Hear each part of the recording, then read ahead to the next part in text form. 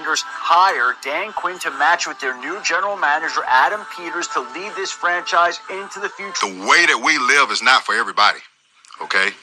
It's not, all right? Because we're going to run and put our bodies on people in a violent manner. Whether the team is giving us the highest of highs or the bluest of blues, we'll cover it all here on Commanders Nightly News. I, of course, am your host, Louie T. Thank you for joining me. Let's get to tonight's lead story. So, this is the last day I'm going to be in the whites. They feel good, man. I don't even want to take them off. But we got to start working our way towards the Cincinnati Bengals. That journey starts tomorrow. But had a chance to watch the film with the mob last night. It was an interesting film session. We talked about a lot of things. Brandon Coleman was a hot topic of discussion. The defensive tackles, which I had told you guys a couple of days ago on CNN, their poor play was grossly exaggerated by the fan base. Lots of double teams. I told you guys this. The film bared it out. When they got one-on-one matchups, specifically Payne in particular, he won them, right? He was really good in the game. Again, the one sack that we had in the game, Payne was a big part of that sack. His pressure forced Daniel Jones up in the pocket, and then Cleveland Farrell cleaned it up. So the film showed a lot of the things that I had been talking about and that some of you probably already knew. Some of you had already seen it for yourselves. It showed us that this offense has a chance to be dynamic, and there's still yet different layers that haven't been peeled back quite yet, that when they finally do get to those things, it's going to make this offense even more dynamic. It's going to be fun to watch the evolution of this offense and this team for that matter. And I told you, it's going to be a fun season. I'm going to enjoy it. The ups, the downs, the peaks, the valleys, you know, all of the bumps and bruises, the battle scars that we get this year. It's going to be fun, right? It's going to make this team a better one moving forward. But here's what I wanted to ask you guys to open up tonight's show. And this is going to be a show that is really heavily centered around you guys' participation. So we've been through 2 weeks of football. There may have been preconceived notions that you had drawn up about this team going in. I know for me in particular, and I can tell you this, I thought the defense was going to be good right out of the gates. And I thought it was going to be the side of the football that we hung our hat on, and it was going to be the side of the football that gave us a chance to win. Right now, it's the offense that's given us a chance. It's the offense's ability to sustain drives, stay on the field, keep the defense off the field, keep the other team's offense off the field that's given us a shot. Even in the Tampa game, that's what gave us a shot, was our offense's ability to have the football, possess it, and have a chance to score. That's the only reason we didn't get blown out against Tampa, because we couldn't stop the Tampa Bay Buccaneers. But the ability for us to possess the football and give ourselves a chance to score points is what kept us in that game. Same thing with the Giants game. You know, we got stops. We forced one turnover. We forced 2 punts. And then we had the drop pass by Neighbors on that final Giants possession offensively. But truth be told, if it wasn't for Washington's offense sustaining itself the entire day, the Giants would have had more opportunities to score, and they probably would have scored, right? So the defense hasn't met my expectations, not even close to meeting my expectations. So I ask you this question. Through 2 weeks of football, what, if anything, has changed through 2 weeks of football, having watched this team, seeing what they are, what they could potentially be, and then also watching the rest of the NFL and seeing where this team is, the rest of the conference for that matter, the rest of this division for that matter? Has anything changed in your mind about this team through 2 weeks of football?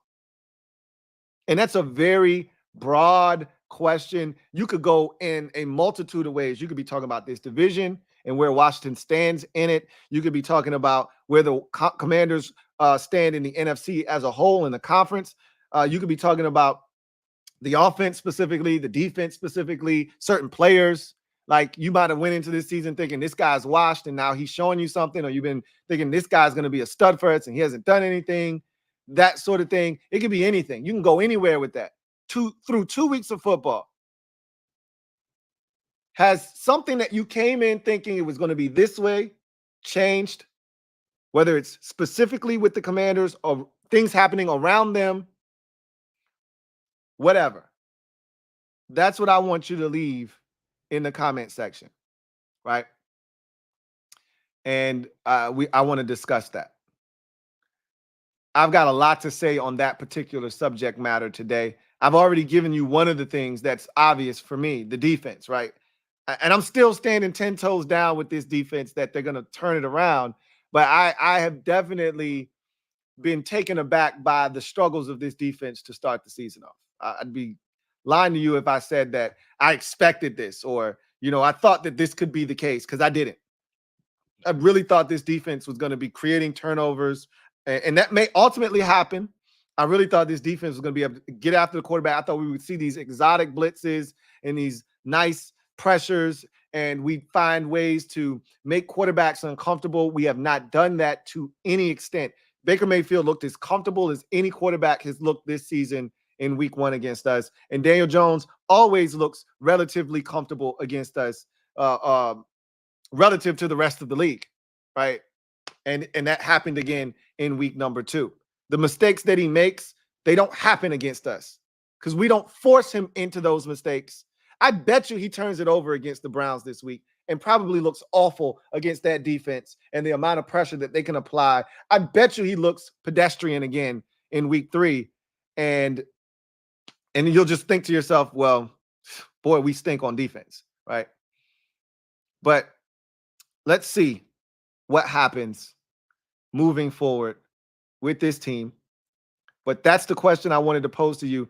And we're going to kind of expand upon that as we move into our next segment, in other news. I want to start here with in other news, though, by giving credit and props to Austin Seibert. He was named the NFC Special Teams Player of the Week. No surprises there. I told you on Sunday, directly after the game, that he was going to be awarded with that distinction, and that would give us an award winner 2 weeks in a row. Jaden Daniels was the Pepsi NFL Offensive Rookie of the Week, and now Austin Seibert is the NFC Special Teams Player of the Week. So in consecutive weeks, we've been given some sort of award. We'll see if we can keep that going in week number 3. But congratulations to Austin Seibert for not only setting a record, kicking a game-winning field goal, but also being acknowledged by the league for his contribution, 7 of 7 last week versus the Giants, being named NFC Special Teams Player of the Week. I wanted to get into some of the conversation that I had with you guys yesterday. I want to start off by saying this because a lot of you made me laugh yesterday. I got quite the chuckle out of some of you in response to my video, the title of it, which, led you to believe, here goes Louie T on some crazy shit. And you weren't wrong. It was kind of crazy, but I need to further explain myself, I think, because I think a lot of you think I saw a lot of, you're drinking the Kool-Aid. And I'm like, not exactly. That's not what's going on here. So I need to explain myself. Here's what I meant by yesterday's video when I said, why not us, right? My expectations, which I already told you I didn't really have any going into the season other than I thought we'd be a 7 to 8 win team, somewhere in there, right? My expectations haven't changed for this team particularly, right? I still think we're the 7-8 win team. And if things go our way, the ball bounces our way. If Jaden Daniels continues to take care of the football, we're going to be in ball games, right? Like, I didn't foresee him doing that at the level that he's doing it at now. And again, that could change too. And the turnovers could start raining down on us. But as of right now, through 2 weeks, he really hasn't put the ball in harm's way. He really hasn't. And so if that continues throughout the season and we look up at season's end and he only has 6 interceptions, and he has, 19 touchdown passes, and then he has 11 touchdown runs, well, that's 30 touchdowns and 6 interceptions. You can win a lot of football games doing that.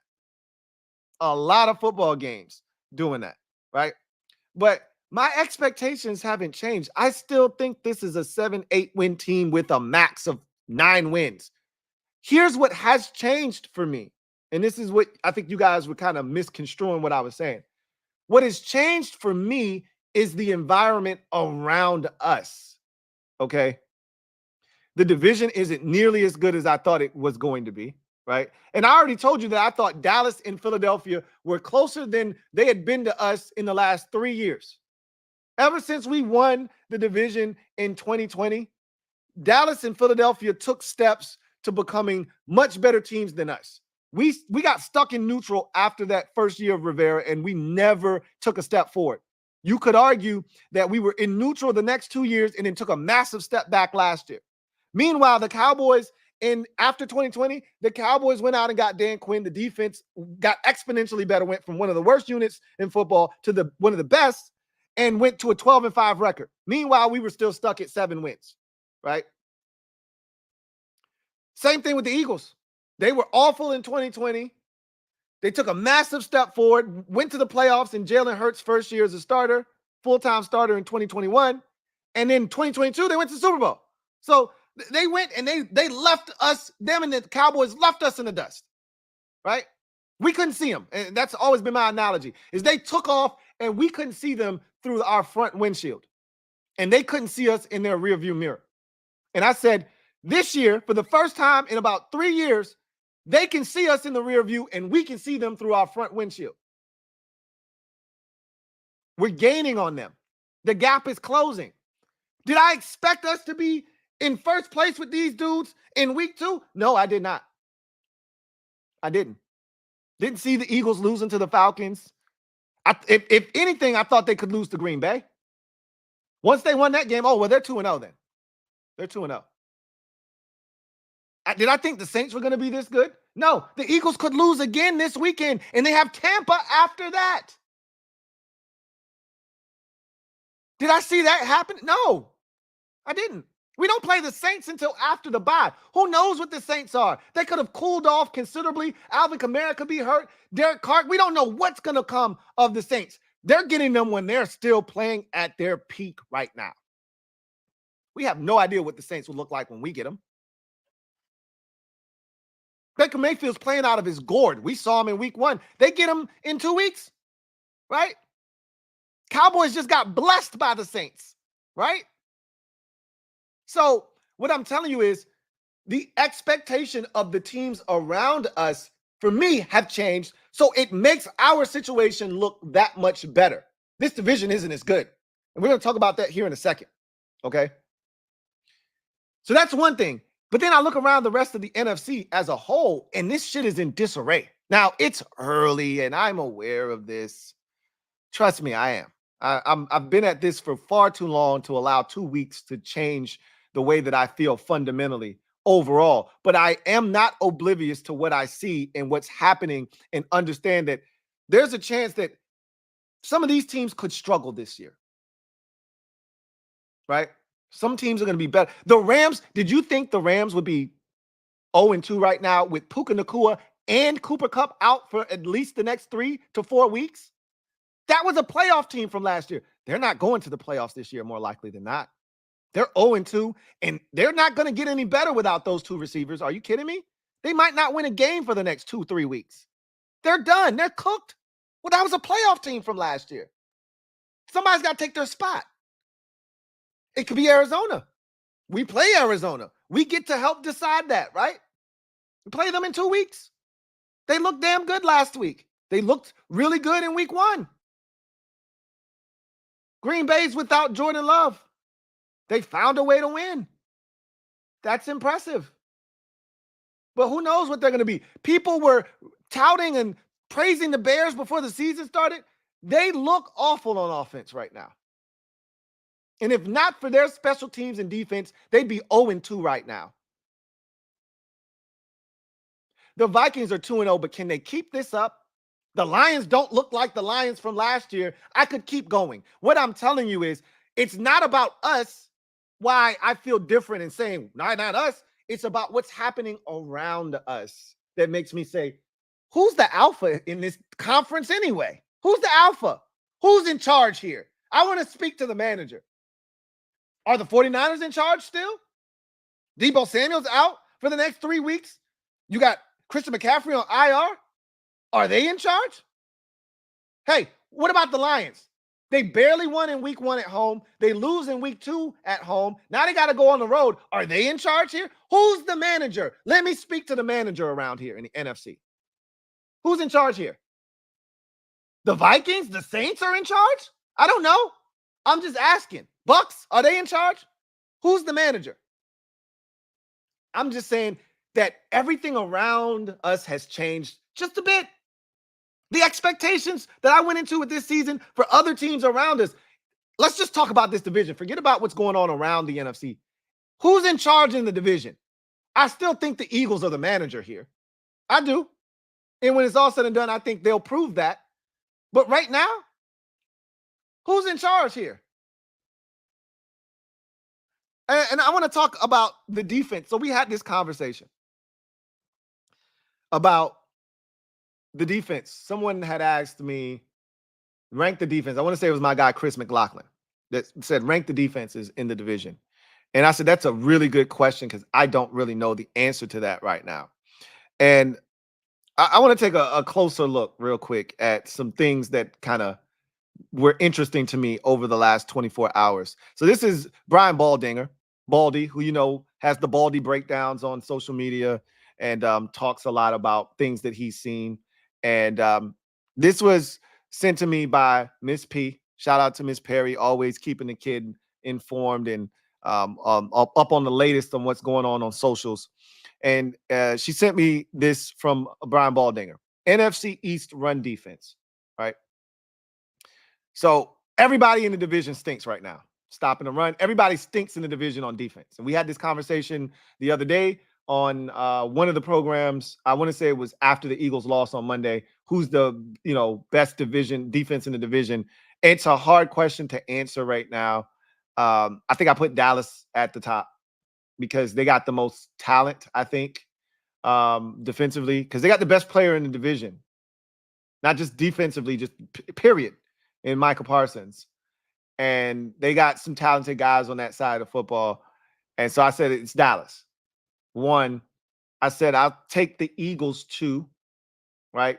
Even though they can't get to the quarterback and they can't stop the run, is this stat right here that Baldy threw up here kind of indicates. And then I put us 3rd, right? And I put the Giants last. So right now we have the best run defense. And this is not to brag because it's still 4.6 yards a carry. That's a robust 4.6 yards. Before the Giants game, it was okay, right? Because the Bucs really didn't hurt us. They had a couple of good hits in the run game, but they still averaged 3.7 yards a carry. They didn't light us up. We got lit up this past weekend, though, against the Giants. Particularly, we let Devin Singletary get off to the tune of 16 carries, 95 yards. That's disgusting. Daniel Jones chipped in, and I think they ended up with averaging 5.8 yards or something like that a carry, over 120 yards on like 21, carries or something. Daniel Jones didn't run it a ton, but when he did, he was effective. And so 4.6 a carry. That's where we are. The Cowboys are at 4.9 a carry.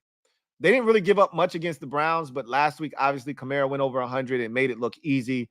And so they struggled with the run game last week. So that pushed up their per carry average. The Giants, they stink stopping the run. They gave up almost 100 yards to Aaron Jones in week 1.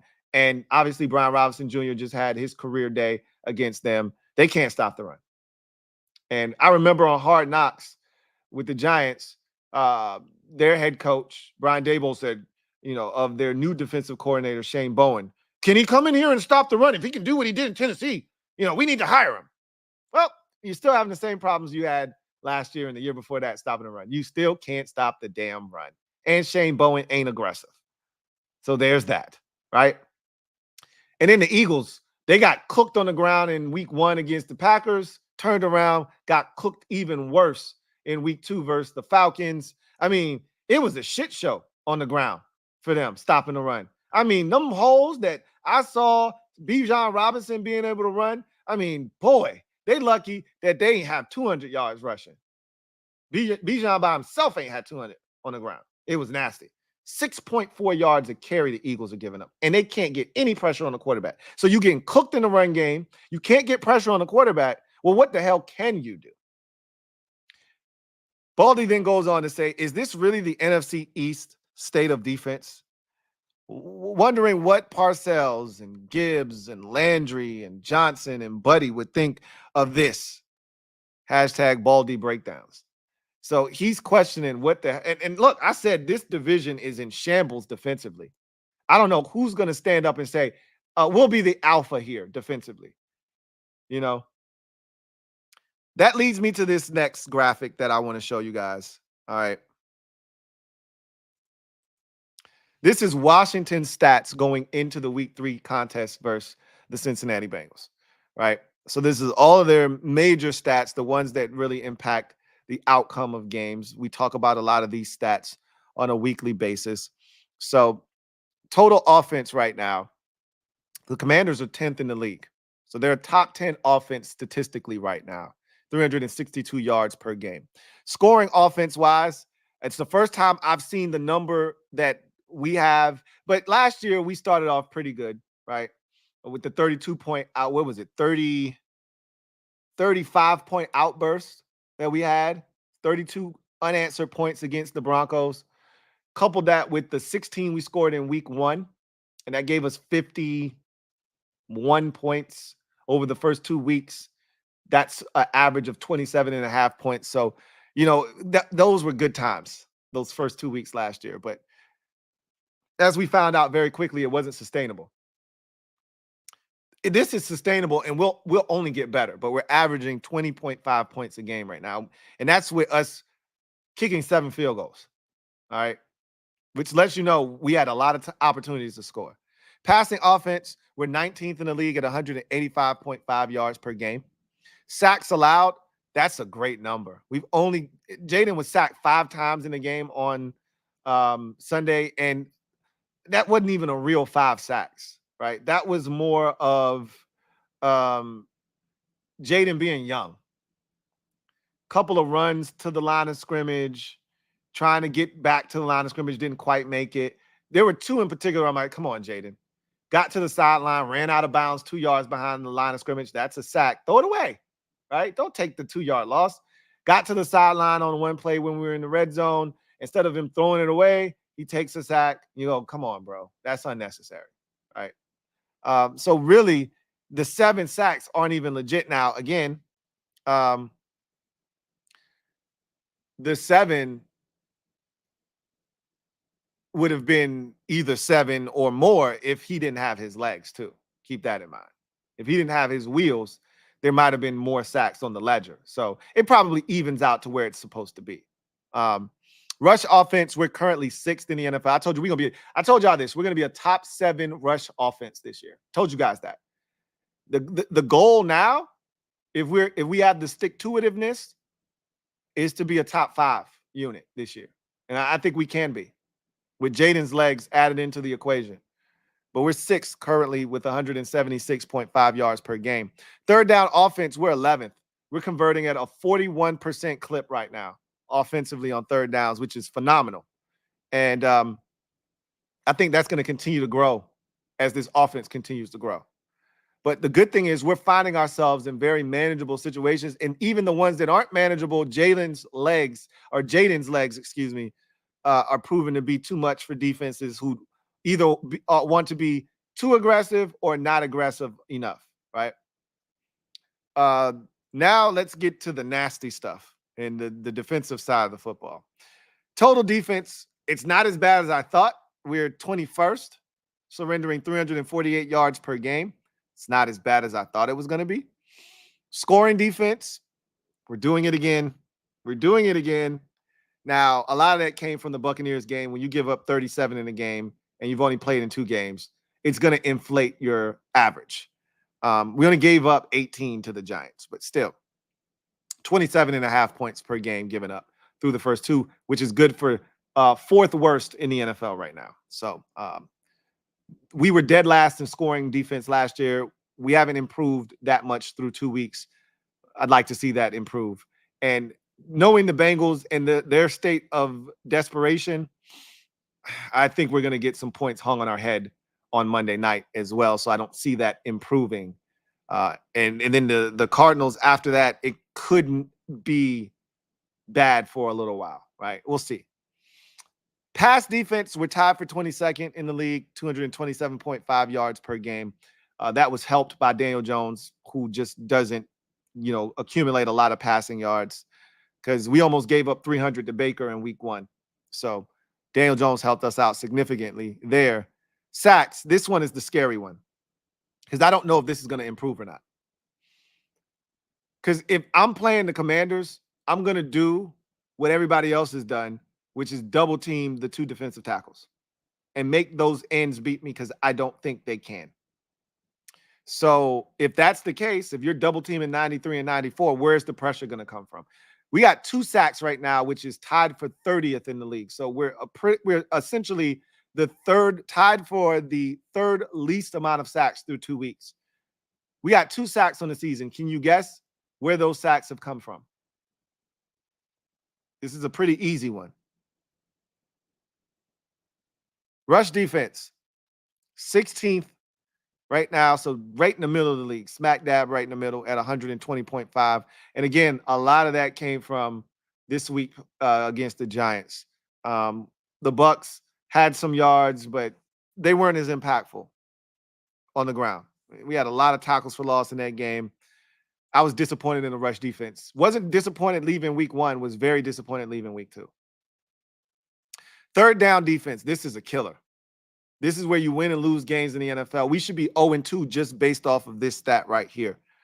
We're dead last 3rd down defense-wise at 62%. I wonder where the 31st ranked 3rd down defense is. 62% feels like shit. We're 9 percentage points higher than the next closest defense. That's really bad, guys. That's terrible. That's some 2021 3rd down defensive shit right there.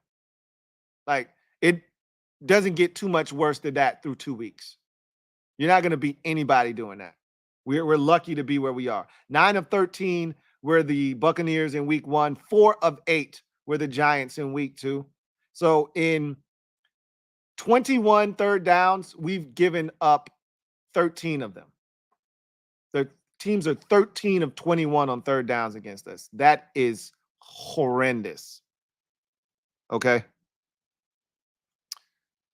And just for those of you keeping score at home, Cleveland Farrell has the 2 sacks that we have on the season. Of all people, Cleveland Farrell has our only 2 sacks of the season.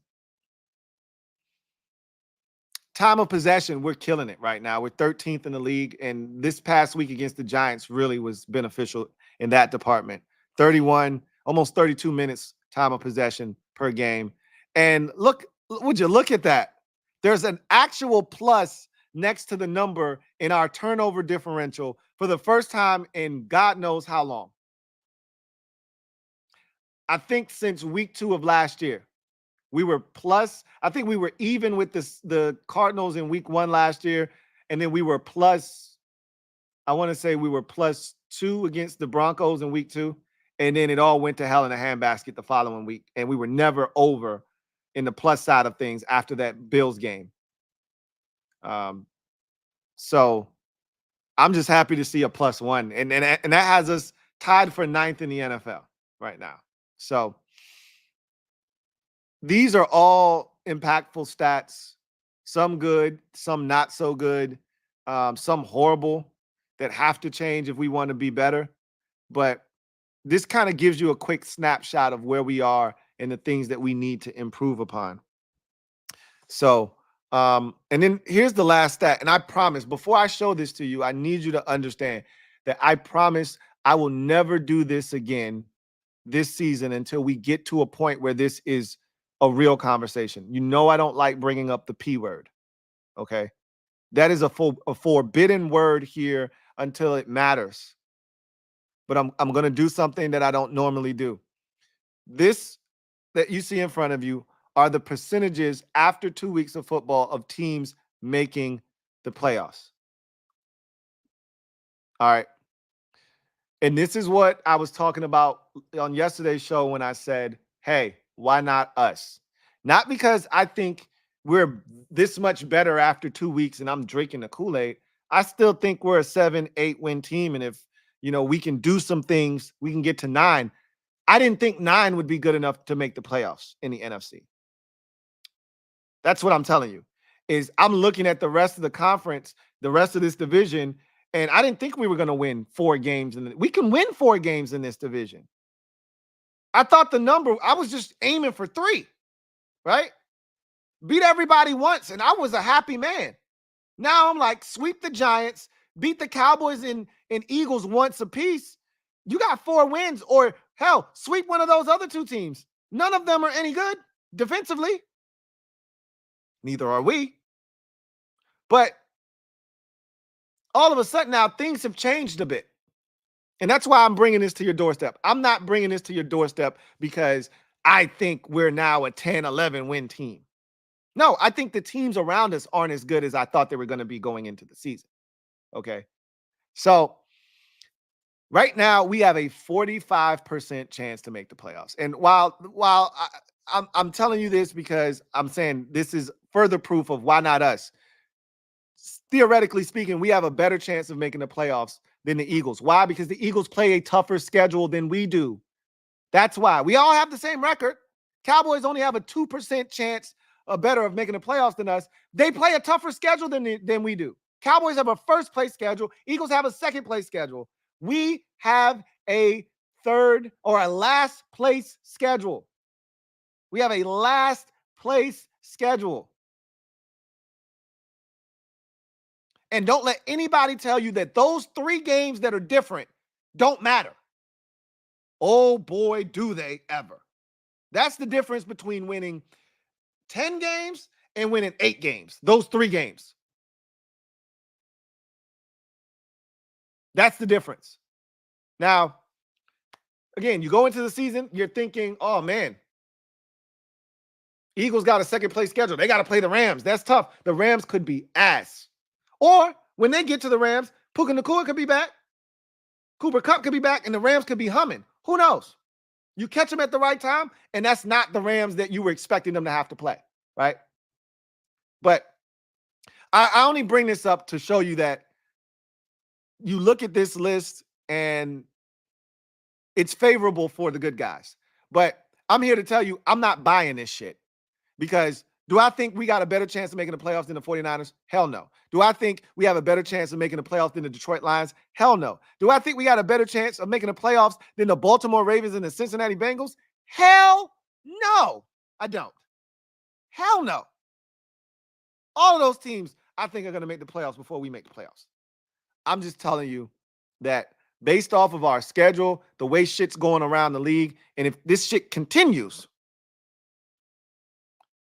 some of these teams that we thought were going to be good, that we thought were going to occupy playoff spots, that we thought were going to push the bottom line number, that 7 seed, push that number up to 10.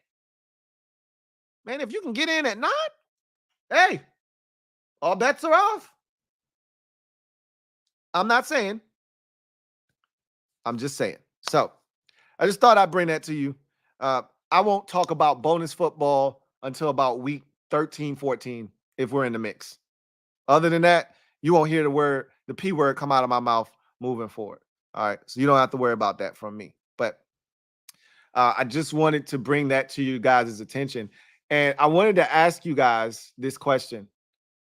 Rank the NFC East defenses right now. I think that's a compelling discussion because those conversations might be what ultimately determines who ends up being good teams in this division, who can get their shit together. Because I think offensively, this division is solid.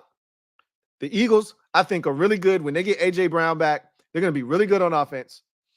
We've already seen what that looks like with Saquon going in week 1, right? With A.J. Brown and what he provides.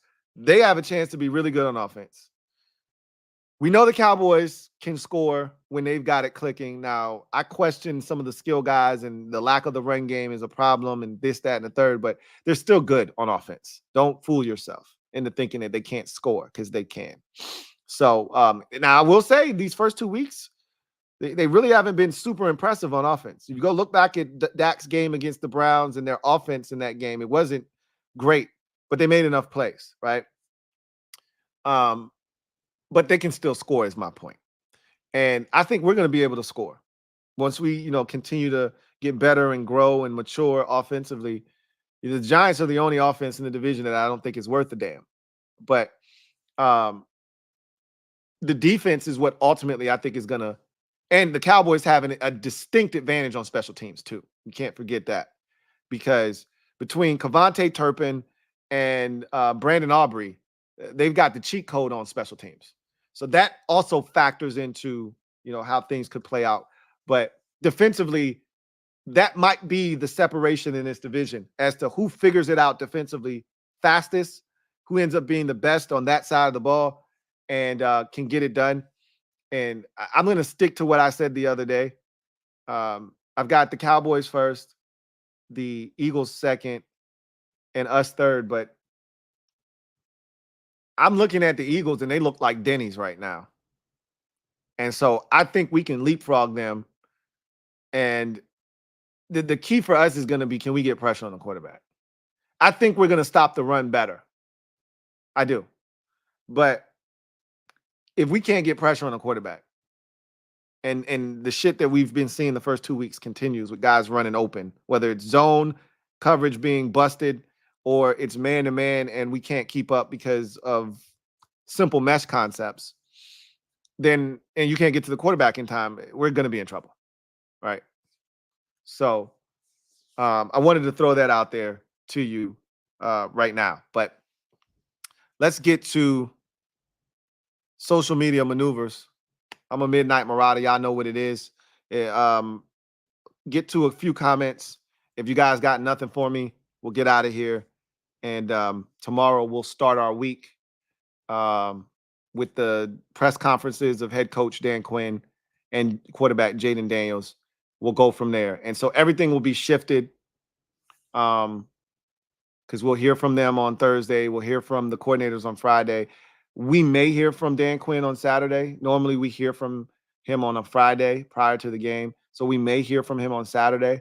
I won't be doing anything on Saturday in regards to if we do hear from him. I'll save that for Monday when I give you my prediction for the game and all of that stuff. I'll try to get that out as early as possible. So that'll probably be more of a early, morning, maybe midday type of video that you'll get so that you'll have time to digest it, what I think is going to happen, all of that good stuff prior to the game, and have at least 8 hours or so of being available before the game kicks off. Remember, it's going to be a vastly different Monday night. We're playing on a doubleheader. I did not realize this until I was watching Monday Night Football with the Eagles game, that we're going to be playing a doubleheader. So we're the second leg of the doubleheader. Jacksonville and Buffalo will be on at 7:15, and then we hit the airwaves at 8 that night, 8:15, whatever the case may be. So we're sharing the stage, which I don't mind, because if somehow, some way our shit is a bit out of control, at least I always say, if you can get your ass whooped, do it in obscurity on Sunday when everybody else is focusing on their teams. You can't hide on primetime most of the time. But hey, if we need to hide, we'll have, a pseudo exit, even though that game will be over before ours. So if you weren't watching our game, you're going to turn over to it after that game's done. Like if you're a Bills fan, you're not watching our game. You're going to be watching that game. If you're a Jags fan, you're going to be watching that game, not our game. But there's nowhere to hide when you're on primetime. And there is a bit of a diversion, but I like this spot. I actually like that we're not the only show in town. I know some people don't like the fact that we're splitting the Monday night stage, but I don't mind. The last time we did this, I said this, and this means absolutely nothing, by the way, the last time we did this, we went on the road against an AFC North opponent that was undefeated at the time. A little bit different circumstances now with the winless Cincinnati Bengals, but we know they're a good football team. And we did the unthinkable, the improbable, the thing that nobody thought we could do. And that was beat the Pittsburgh Steelers, who at that time were 11-0. Different set of circumstances, COVID, this, that, and the third, short week for them, all of that. I know, don't care. We weren't very good, and we still went in there and overcame an early double-digit deficit to come back, rally, and win that game. It'd be nice if we hung in, made it competitive. I don't anticipate us winning on Monday. I'm just looking to make it competitive, right? Go in there, fight your balls off, or as Joe Jackson Gibbs would say, fight your guts out and give yourself a chance. That's all I'm looking for. Just be competitive, man. Don't go in there and have this wide-eyed mentality, and it's going to be loud, raucous. They're going to be out for blood. They got to win. They're 0-2. They don't want to fall to 0-3. They're very comfortable in their 0-2 skin. I was talking about that earlier on the podcast. They are literally the poster child for rebounding from 0-2. They do it all the time. Had Burrow not gotten hurt last year, they would have rebounded from 0-2 because they had already overcome 0-2 before the injury. So they do this almost every year, and they rebound almost every year. Now the question is, can Burrow stay healthy? Because if he does, they're going to end up being good this season. And this is usually the week when they kick it into high gear. And like I said, it sucks because I'm looking at some of the upcoming games and some guys that are out. Like David Njoku got injured in the Cowboys game. I guarantee you he's going to be out the next couple of weeks, but they see us in week 5. I bet you he's back by then, right? He's one of their best weapons at the tight end position. T. Higgins didn't play in the first 2 games. That definitely hinders their offensive effectiveness. Guarantee you he's back this week against us. And that's going to give them a chance to be back to the peak of their superpowers offensively, right? So we're going to feel the wrath of that. So I don't see us getting I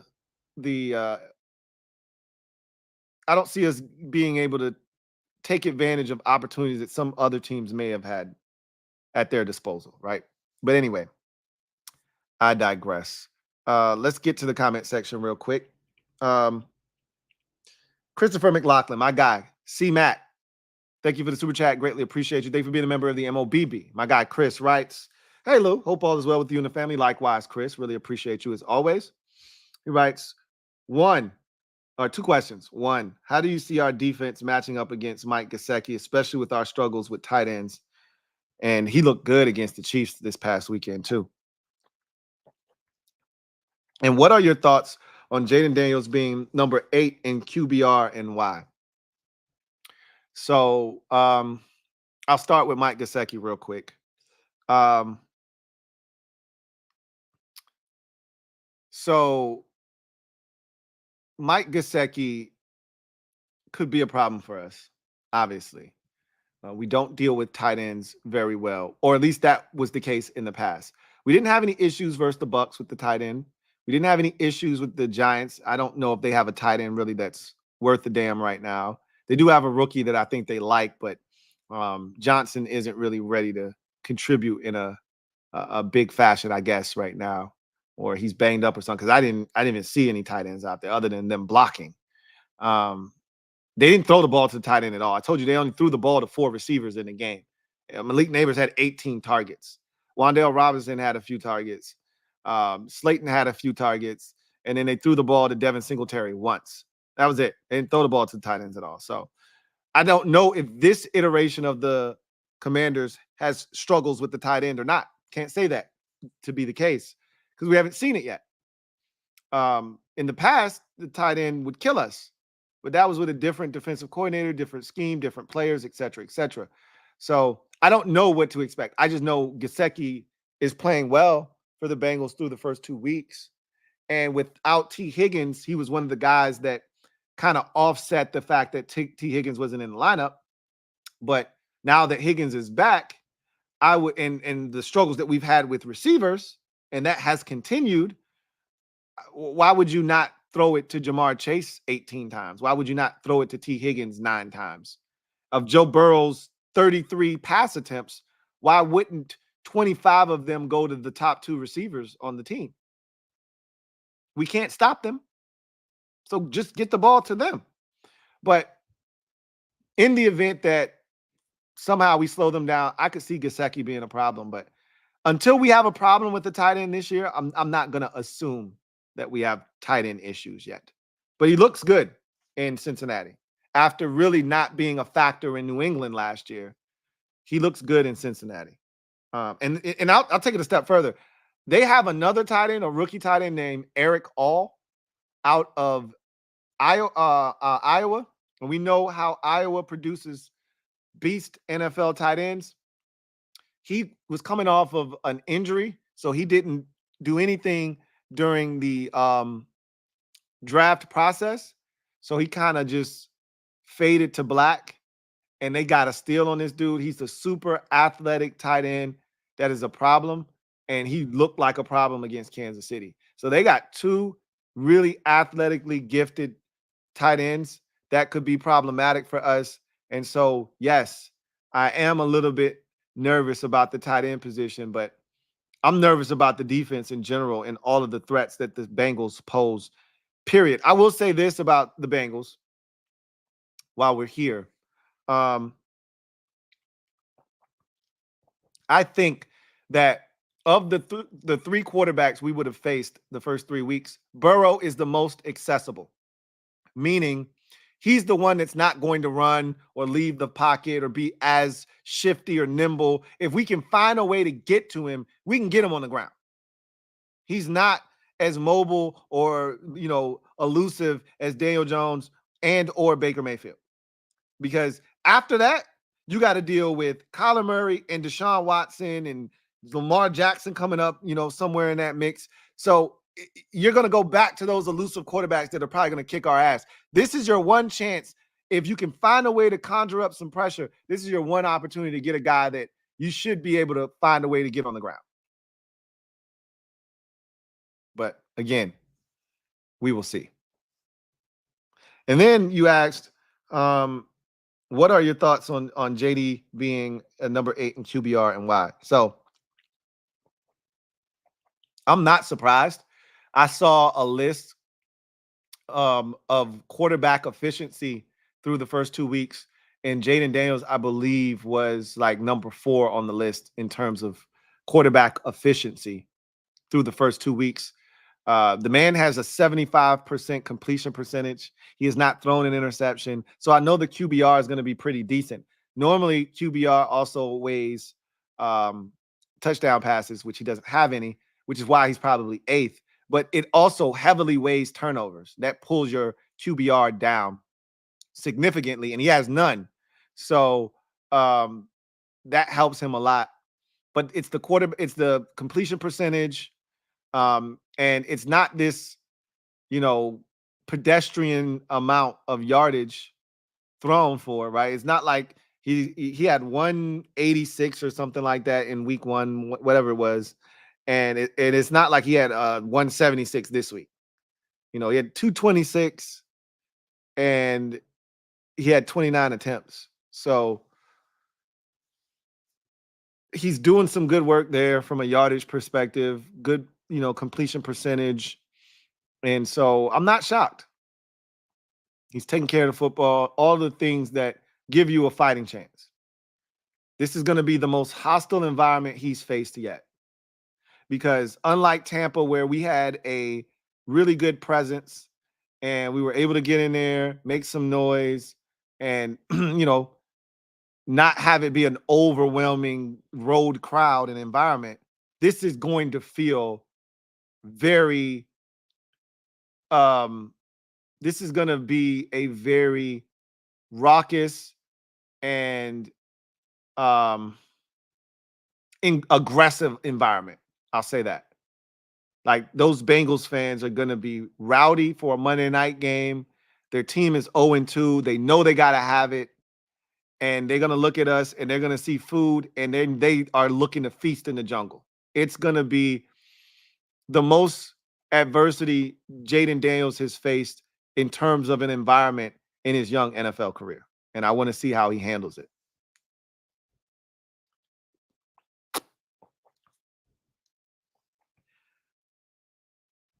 Hines86 Arts 2. Thank you for the super chat. Greatly appreciate you. Who writes, the offense is more efficient than I expected. I second that sentiment. I didn't expect them to be this efficient this soon. I thought they would start slow. I thought the defense would conversely start fast, and that's how we would be in ball games. That's how I thought we would beat Tampa. And the shoe has been on the other foot. The defense has started incredibly slow. The offense has given us a chance, and they're very efficient. They're converting on third downs. They're sustaining drives. They're getting into the red zone. They're making plays to get us in a position to put points on the scoreboard.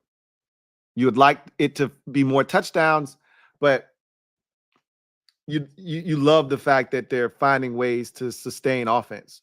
Here's the one thing that I would say that I would like to see from this offense moving forward is some more explosive plays that lead to scores, right? We've got explosive plays.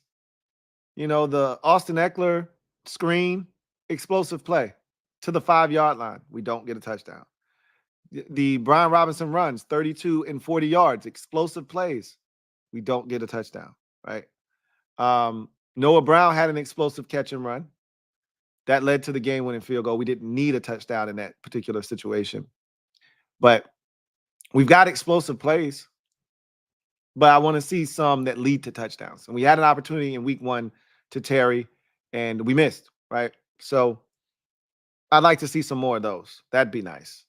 But all in all, I think you're spot on about the offensive efficiency. I didn't see this coming this soon, right?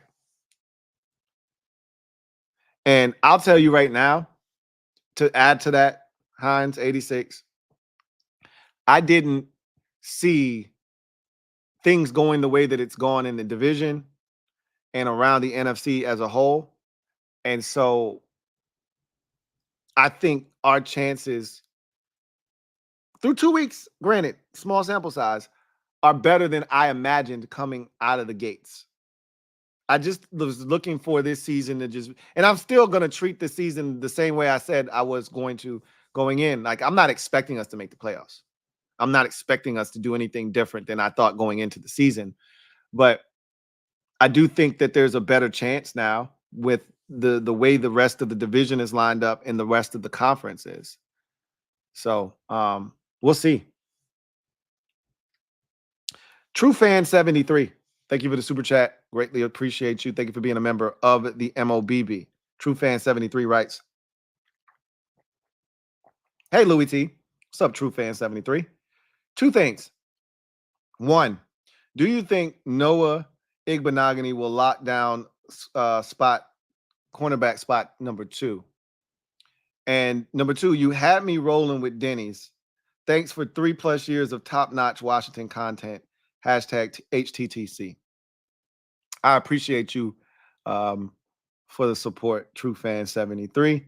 I told you that was one of the most enjoyable shows I've had in recent memory. I've had some really good ones.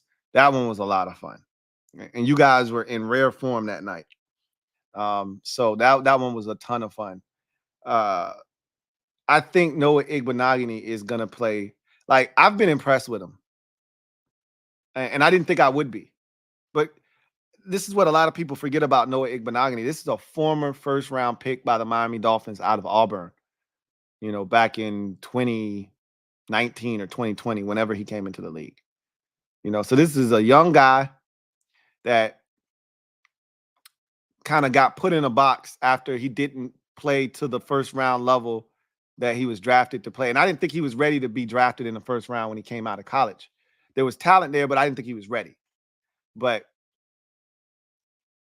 the talent suggests that it was there.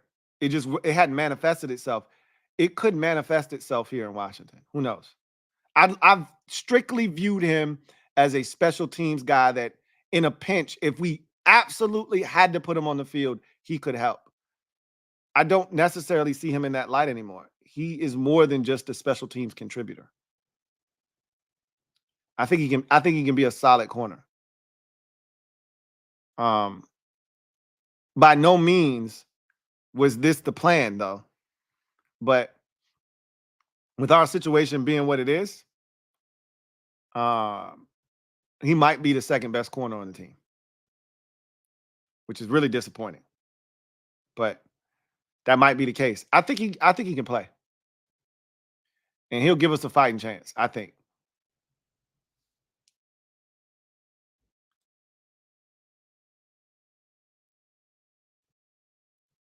Spence Collis, thank you for the super chat. Greatly appreciate you. Thank you for being a member of the MOBB. My guy Spence writes, JD played in the SEC. He is used to crazy crowds. Your facts. You're right about that. He knows all about environments that are wild, wacky, and crazy.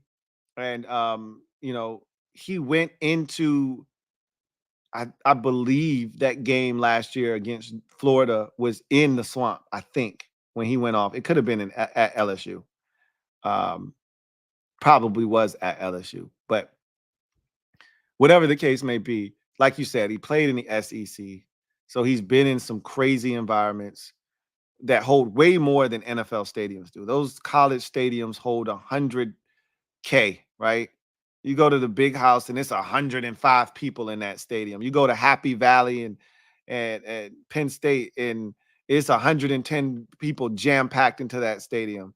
You go to those SEC stadiums, it's 80, 90,000 people there. So, yeah, I mean, I'm not telling you that Cincinnati is going to be crazy, but for the NFL, for his NFL experiences, this is going to be by far and away the most hostile crowd that he would have faced in his first 3 games.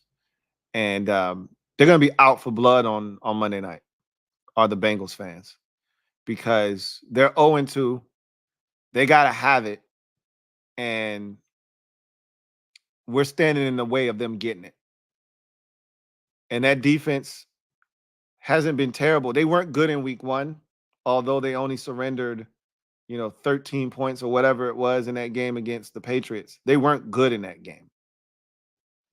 16 points, whatever the number was. I think they lost 16-10. Or whatever it was, 19-10, whatever the hell the score was. They weren't good in that game, but they didn't give up a bunch of points either. They only gave up in that Chiefs game. They only gave up 19 points in that game because there was a scoop and score by the Chiefs. So, and they picked off Mahomes and had him turn in one of his worst statistical games of his career. 2 interceptions, less than 200 yards passing. It was a weird game. And they picked him off 3 times, and one of them was negated due to penalty. So I'm just saying that defense has a chance to be really good. And this could be the best defense that Jaden Daniels has faced in his young NFL career, as well, as what I'm trying to say to you. So Trey Hendrickson is the best pass rusher we would have seen in this young NFL season. And I don't know how we're going to deal with him. I truly don't know how we're going to deal with him. I hope they have a plan for him, because he could single-handedly wreck this game. Now, he's got to catch Jaden Daniels, but if he wins immediately and Jaden has nowhere to go, it could be a long evening, right? So, and I'm pretty sure they're going to have a plan in place, because they're an athletic defense. They're going to put somebody on the field where they just all right, you spy him. Don't let him out of the pocket. So, we'll see. Cesar Mayo, thank you for the super chat. Greatly appreciate you. Double up. Thank you for doubling up. Cesar, who writes, have you seen the LSU show with Jaden in it? No, so I just saw the preview for that, Cesar. What was I watching? It was one of these primetime games. I think it was the Sunday night game with the Bears. And that was the first time I had seen a promo for it. I think it's on Amazon Prime. It's either on Amazon Prime or Hulu, one of the two. And it was him, Angel Reese, and somebody else, all at LSU. And I was like, huh, that's interesting. So I haven't seen it, but I think I'm going to check it out when I get a chance. And it's them talking about college life, them getting paid, et cetera, et cetera. I'm intrigued by it. I don't really know how much he's going to have to do with it as far as his role. I remember being somewhat duped by our involvement in the pick is in. We were barely in that thing. They made it seem like we were a huge part of it.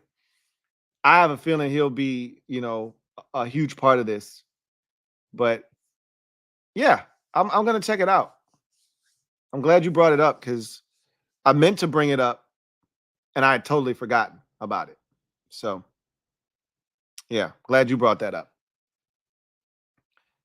Anyway, there are no more comments. So I think we will get out of here. And tomorrow we will really jump into the work week, kind of get into the flow of things and really start getting after it as we turn our attention from victory week to now work week. And I enjoyed this thoroughly, maybe a little bit more than I probably should have this week. And allowing us to have the extra day felt really good. But now we got to turn the page, right? We got to turn the page. So we're gonna do that tomorrow. See what practice looks like. Make sure that we're healthy. See what the injury report looks like going into this contest. Make sure that nobody pops up on this thing, and hopefully nobody's worse for the wear. Remember, we had some guys that were a little iffy going into the game. Quan Martin, Cleveland Farrell. Hopefully, those guys are feeling a lot better. The extra day is going to do some good for a number of guys, but understand that with the extra day this week, you get less time next week. So hopefully we come out of this thing relatively healthy because you're not going to have the same amount of time to recover for another trip, this time all the way out west to Phoenix to take on the Arizona Cardinals. So, yeah, hopefully everything goes well. But I digress. That's going to do it for me, your man Louie T, here on this installment of Commanders Nightly News live. I look forward to chopping it up with you tomorrow. We'll hear from the head coach, Dan Quinn. We'll hear from the quarterback, Jaden Daniels. We'll talk about practice, the injury reports. We'll start to turn our attention to Cincinnati. We've already kind of started to do that, but we'll take our first real look at the Cincinnati Bengals on Thursday and kind of prepare ourselves for what's to come with that game. Lot of interesting storylines heading into that game.